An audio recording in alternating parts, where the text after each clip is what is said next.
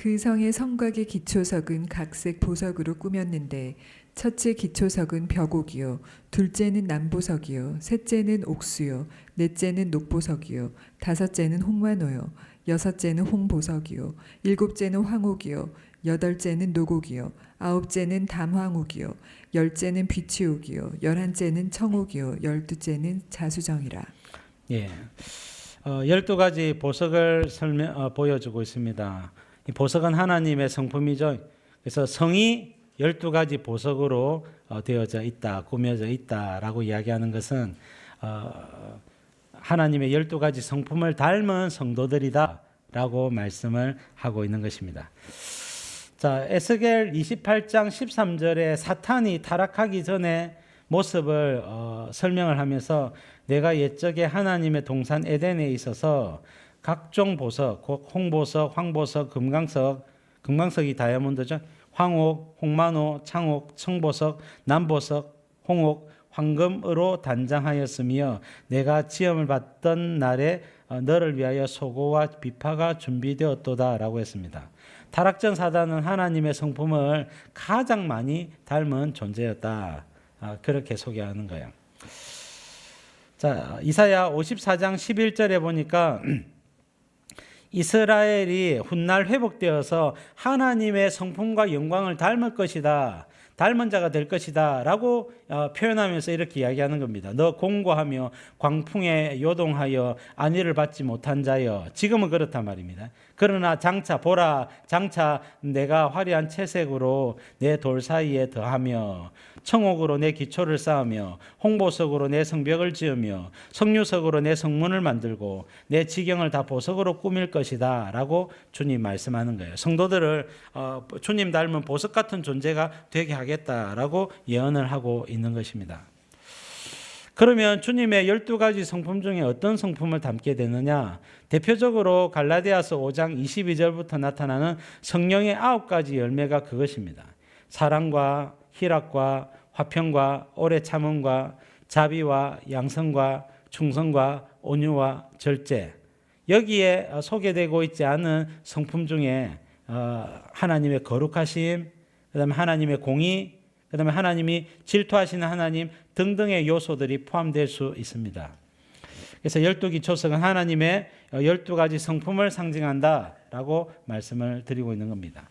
에베소서 4장 13절에 우리가 다 하나님의 아들을 믿는 것과 아는 일에 하나가 되어 온전한 사람을 이루어 그리스도의 장성한 분량이 충만한 데까지 이르리니 라고 말씀합니다. 우리의 목표는 그리스도의 형상, 그리스도의 장성한 분량이 우리 안에 충만해지는 것. 결국은 성품 닮는 거예요. 우리가 어떤 행위와 행적을 하는 것보다는 그것은요, 일시적으로 잘할 수 있습니다. 용기를 내고 기도하고 성령 충만 받아 어떤 업적을 남길 수는 있어요. 그러나 근본적으로 우리의 성품이 변화되어야 되는 겁니다. 여러분, 성품이 변화되면 한 번 나타났던 그 업적과 영광이 앞으로도 쭉 계속해서 나타나게 되는 겁니다. 그래서 여러분, 성품을 담는 것이 목적이 되어야 된다.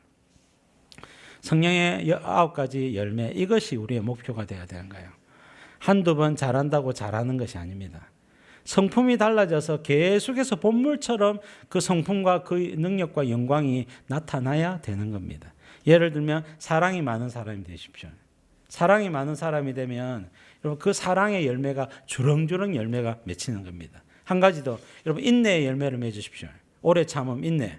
오래 참음, 남들이 참을 수 없는 것을 참아내십시오. 그러면 그 속에서 하나님의 영광이 나타나게 되는 겁니다. 많은 사람이 위로받고 이 사람이 참아줌으로 말미암아 여러분, 도미노처럼 넘어져야 되는데 여기서부터 안 넘어지는 거예요. 더 이상 다른 사람에게 피해가 가지 않는 거예요. 상처가 입혀지지 않는 거예요. 그 여러분, 든든한 기둥 같은 존재가 딱 막고 있기 때문에 그것은요, 성품을 닮은 자라야 되는 겁니다. 여러분, 주님의 성품을 닮은 자, 그것을 목표로 삼아 가십시오. 21절 말씀. 그 12문은 12진주니 각 문마다 한 개의 진주로 되어 있고 성의 길은 맑은 유리 같은 정금이더라. 자, 진주는 성령을 상징한다 그랬죠. 이것은 제 주관적인 견해입니다. 진주가 성령을 상징한다. 다른 목사님이나 다른 교수님들이 이렇게 말한 경우를 한 번도 본 적이 없어요. 제가 이야기하는 겁니다. 근거가 있습니까? 근거가 약합니다. 그래서 이것을 이게 더 풍성하게 말씀을 드릴 수가 없어요. 그러나 마태복음 13장 47절에 진주장사꾼 비유에서 보듯이 그 진주장사꾼은 진주가 있다는 걸 알고 찾으러 다니는 사람이에요. 우연히 예수님을 믿는 사람이 아닙니다. 옛날에는 기독교 세계관, 기독교적인 문화권 속에서 예수님을 안 믿다가 예수님을 발견하는 사람이 아니겠느냐 그렇게도 생각을 했지만 제가 신앙생활을 하고 성경을 연구하면 연구할수록 이 진주는 모든 성도들이 찾는 것이거든요. 이것은 성령입니다.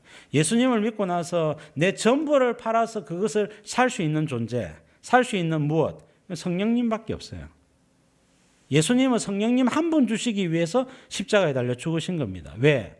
여러분, 예수님, 성도들이 죄가 있으면요, 성령이 교통할 수가 없어요. 죄 문제가 해결되어야 성령이 부어지고 성령이 교통할 수가 있는 겁니다.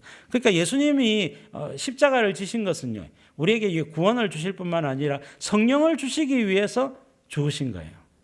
이제 예수님을 믿고 나면 이제 예수님도 중요하겠지만은 성령 하나님이 중요한 거예요. 성령이 예수님의 영 아닙니까? 이제 예수님이 성령으로 우리를 이끌어가고 계시는 겁니다. 성령의 교통하심을 풍성하게 누려야 합니다.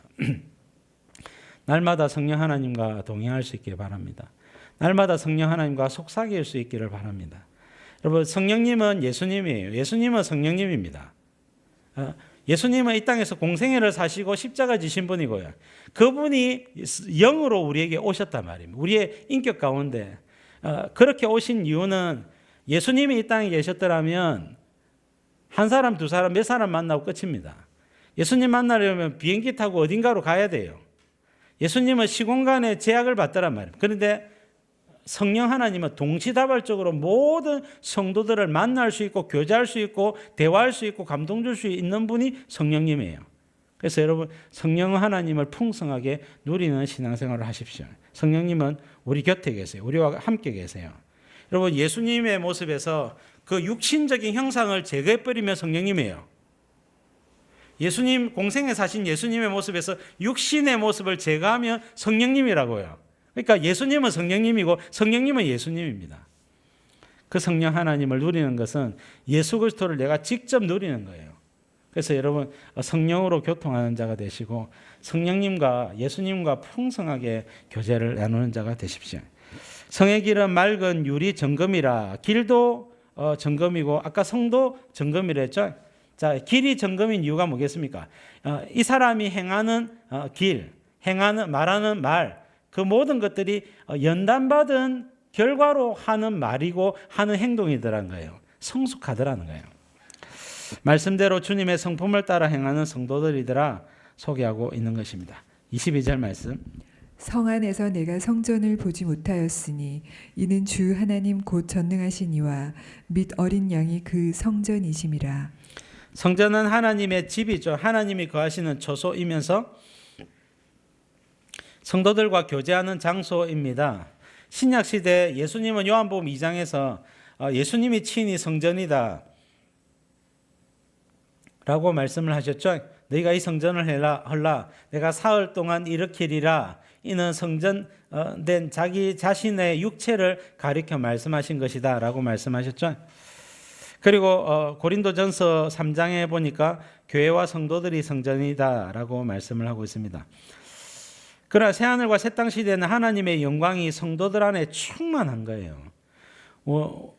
우리 지금 교회 시대 신앙생활을 하고 있는 동안에는 하나님이 성전이 되기도 하고 또 그 영향력이 미약하기도 하고 그렇지만 새하늘과 새 땅 시대에는 하나님의 영광이 모든 성도들에게 충만하더라 그렇게 말씀을 하고 있습니다. 그래서 손으로 지은 건물이나 성전이 필요가 없다 말씀을 하고 있습니다. 23절 말씀. 그 성은 해나 달의 비침이 쓸데없으니 이는 하나님의 영광이 비치고 어린 양이 그 등불이 되심이라. 자, 그 성에는 밤이 없죠. 밤이. 자, 해와 달의 비침이 쓸데없다. 밤이 없기 때문에 해, 달이 필요가 없는 거예요. 창세기 1장에 보니까 그때는 밤이 있었지 않습니까? 첫째 날의 빛은 하나님의 영광의 빛이었고 넷째 날 하나님이 큰 광명체, 작은 광명체, 별들을 창조하셨죠. 자, 해와 달은 하나님의 영광을 대신하는 것들입니다. 자, 왜냐하면 죄인들이 하나님의 영광의 빛을 바로 받을 수가 없기 때문에 하나님께서 해와 달이라고 하는 매개체를 통하여 하나님의 영광을 조금 넣어놓은 거예요. 그것을 통하여 사람이 따뜻하기도 하고 밝아서 모든 것을 일을 하기도 하고 그렇게 되는 겁니다. 그러나 새하늘과 새 땅 시대에는 하나님의 영광의 빛을 우리가 직접 받기 때문에 해와 달이 필요가 없다는 거예요. 자, 24절 말씀. 만국이 그 빛 가운데로 다니고 땅의 왕들이 자기 영광을 가지고 그리로 들어가리라. 자, 만국이 그 빛 가운데로 다니고 들어가리라. 자, 어디에서 온 만국이고 어디에서 온 땅의 왕들입니까? 자, 이것은 천년왕국 시대에 각 나라에서 온 왕들입니다. 자, 천년왕국 시대의 각 나라의 왕들과 백성들 누굽니까? 성도들입니다. 성도들이 천년왕국 시대에 다스리고 통치하다가 이제 새하늘과 새 땅 시대로 그대로 옮겨졌단 말이에요. 그래서 땅의 왕들이 자기 영광을 가지고, 자, 뒤에 나옵니까? 자기 영광을 가지고 그리로 들어가리라 했죠. 천년왕국 때에 다스렸던 왕권을 그대로 가지고 새하늘과 새 땅에 들어간다는 겁니다. 그러니까 상급은 똑같다는 거예요. 천년왕국 시대의 상급과 새하늘과 새 땅 시대의 상급이 똑같다. 천년왕국 시대 우리가 좀 더 잘하고 좀 더 열심히 하고 좀 더 분발하면 영광이 커지거나 더 확장되는 것이 아니라 그 영광은 이미 정해져 있다는 겁니다. 새하늘과 새 땅 시대에는 천년왕국 시대에 가졌던 영광을 가지고 들어가는 거예요. 그러므로 영광은 언제 결정됩니까? 예수님 재림하실 때 결정이 되거든요. 그 근거는 무엇입니까? 이 땅에서 어떻게 말씀대로 살았느냐, 어떻게 복음에 헌신했느냐, 여기에 따라서 영원한 영광이 결정이 된다라고 말씀을 하는 겁니다. 여러분, 상급은 다스리는 권세입니다. 다스리는 권세, 왕권. 왕권은 종합선물 세트라 그랬죠. 다스리려면요, 집이 있어야 돼요. 교통수단도 있어야 돼요. 통신수단도 있어야 돼요. 여러분, 지식과 지혜도 있어야 돼요. 여러분, 동력자들도 있어야 돼요. 하인들도 있어야 돼요. 모든 것들이 종합선물 세트입니다. 영광이 크면 많은 것들이 주어질 것이고, 영광이 적으면 조그마한 것이 주어지게 될 것입니다. 그래서 여러분, 이 땅에서 우리가 말씀대로 순종하고 복음에 헌신하지 않은 겁니다. 그래야 우리의 영광과 우리의 상급이 정해진다는 거예요. 여러분, 이 땅에서의 삶을 알차게 보내십시오. 한시라도 여러분 1년이라도 10개월이라도 빨리 여러분 변화되고 빨리 하나님의 영광에 집중하는 그런 인생이 돼야 되겠다. 그런 생각을 가진다면 여러분들의 영원한 영광이 달라지게 될 것입니다. 천년왕국 새하늘과 새 땅 시대에는 노력한다고 왕권이 커지거나 적어지지 않는다. 이 땅에서 말씀 순종하고 복음에 헌신하는 것이 나의 면류관과 상급이 된다. 시편 119편 56절 내 소유는 이것이니 곧 주의 법도들을 지킨 것이니이다. 그렇습니다. 주의 법도를 지키는 것을 소유로 삼겠다는 고백인데요. 자, 이것은 또한 말씀대로 순종하면 영원한 소유가 마련이 되는 것과도 연결이 되어지는 겁니다. 천년왕국과 새하늘과 새 땅에서 영원히 다스리는 영광을 사모하시라. 25절 낮에 성문들을 도무지 닫지 아니하리니 거기에는 밤이 없음이라. 사람들이 만국의 영광과 존귀를 가지고 그리로 들어가겠고. 낮에 성문들을 도무지 닫지 않는다 그랬습니다. 자, 풍성하게 왕래하고 교제하는 것이죠. 성도의 교제와 교통이 풍성하다는 거예요. 밤이 없다는 것은 어두움을 틈타서 죄 짓는 존재나 사단의 이 흑암의 기운들이 보이지 않는다는 것입니다. 전혀 없다는 것이죠. 만국의 영광과 존귀를 가지고 그리로 들어가겠고 다스리는 권세를 가지고 교통한다는 것입니다. 자, 27절 무엇이든지 속된 것이나 가증한 일 또는 거짓말하는 자는 결코 그리로 들어가지 못하되 오직 어린 양의 생명책에 기록된 자들만 들어가리라. 새하늘과 새 땅에 들어가지 못하는 자들과 들어가는 자들을 소개하고 있죠. 왜? 들어가는 것이 중요하기 때문에 그래요. 못 들어가는 것이 너무 안타깝기 때문에 그래요. 그리고 속된 것은 불신자들이죠. 어린 양의 보혈을 믿지 않고 깨끗함을 받지 못한 자들입니다. 그래서 가정한 일, 우상숭배죠. 우상숭배에 빠져서 혹은 무신론도 우상숭배죠. 자기를 믿는 것이기 때문에. 또 거짓말하는 자들, 하나님을 하나님으로 인정하지 않기 때문에 짓는 자범죄의 대표가 이 거짓말입니다. 이 거짓말을 우리 거짓말 한 번씩 하는 사람도 있잖아요. 성도들 그러면 거짓말하면 새하늘과 새 땅에 못 들어가느냐, 그런 의미가 아니라 예수님을 믿지 않기 때문에 거짓말을 하고 있는 겁니다. 자, 그런 사람을 이야기하는가요? 그래서 어린 양의 생명책에 기록된 자들만 이 새하늘과 새 땅 시대의 주인공이 될 수가 있다. 새 예루살렘 성이 될 수가 있다. 그러니까 예수님을 믿어야 되는 겁니다. 예수님을 끝까지 믿어야 되는 겁니다. 적그리스도와 세상의 환난과 박해가 온다 할지라도 그 속에서 끝까지 믿음을 지키는 우리가 되어야 되는 겁니다. 자, 그만큼 새하늘과 새 땅에 들어가는 것이 중요하다. 세상에서 가장 중요한 일이 무엇이냐? 예수님 믿는 거예요. 이거보다 중요한 것은 없습니다. 굶어 죽어도, 직장 없어도, 모든 것을 잃어도 예수님 믿는 것이 가장 중요합니다. 그 다음 중요한 것은 말씀대로 순종하며 사는 것입니다. 세상에서 가장 어리석은 일이 예수님을 안 믿는 거예요.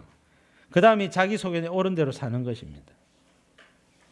말씀대로 살다가 주님이 약속하신 재림 예수님의 시대, 천년왕국이죠. 그리고 새하늘과 새 땅 시대에 다스리고 통치하는 새 예루살렘 성이 되어지는 영광이 저와 여러분들에게 있기를 주님의 이름으로 축복합니다.